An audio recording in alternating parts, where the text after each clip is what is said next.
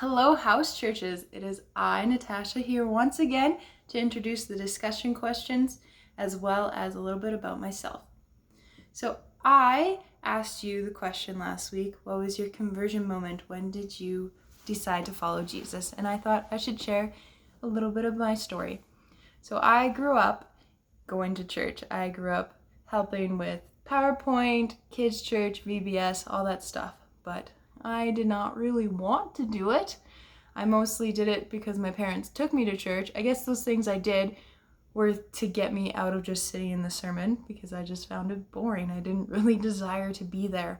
And I remember before high school saying to God, I will follow you, Jesus, after I graduate. I will pursue you with my whole heart and all that, but in the moment, I just don't really feel like it, so I won't. And it wasn't like I was going to go party. I just was like, whatever, it's church. Like, it's not that big of a deal.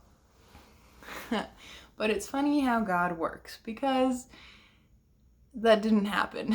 Even after I said that, I still was going to conferences with my parents and at my home church or in Saskatoon, and there was this one evening that people from Medicine Hat, their house of prayer there, came and did a teaching on prayer and worship, and the worship leader, she was staying at my house, and I remember sitting with her at the church because I knew her and I felt comfortable to talk to her, just saying how, what I was thinking, that I didn't really desire to do all these things, and I just was like, I was being challenged by the evening, but I didn't know how to proceed forward. And I remember after that conversation wanting to commit to reading my Bible because I didn't before. And I would say after that night, that was when I chose to make my faith my own. That it wasn't my parents, it wasn't my siblings, but it was mine. That I was starting the first steps, though it felt really slow and almost meaningless in a sense. But that small yes is what has changed my life. I just look back and I just see all the blessings God has done since then and even before that, and I'm so grateful. So moving on to the discussion questions. Marty preached this past Sunday about Ephesians 2:11-22, and he called the sermon One in Christ. And as you will see in my discussion questions, I was really focusing on what it means to be the family of God. And I was even thinking, what does the family of God mean in the context of Eston, the college I was just at?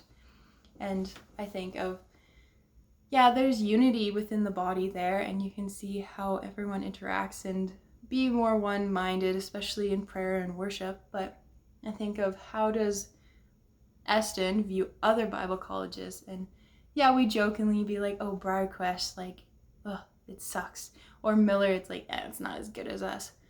And it's fun to sometimes joke, it's funny and all that, but if that's the only thing we're saying about those colleges, what are we actually meaning? What are we actually saying towards our fellow brother and sisters in Christ?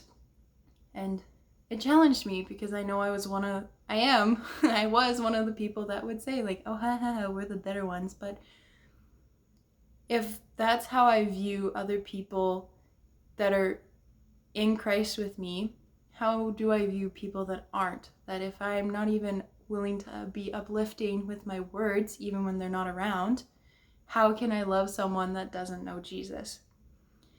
And so through these questions, I hope to challenge you on what being the family of God means, and how that can look even more in your community, but also how it can look loving brothers and sisters across the world. So I hope you be challenged, and may you have a blessed week as you do these questions.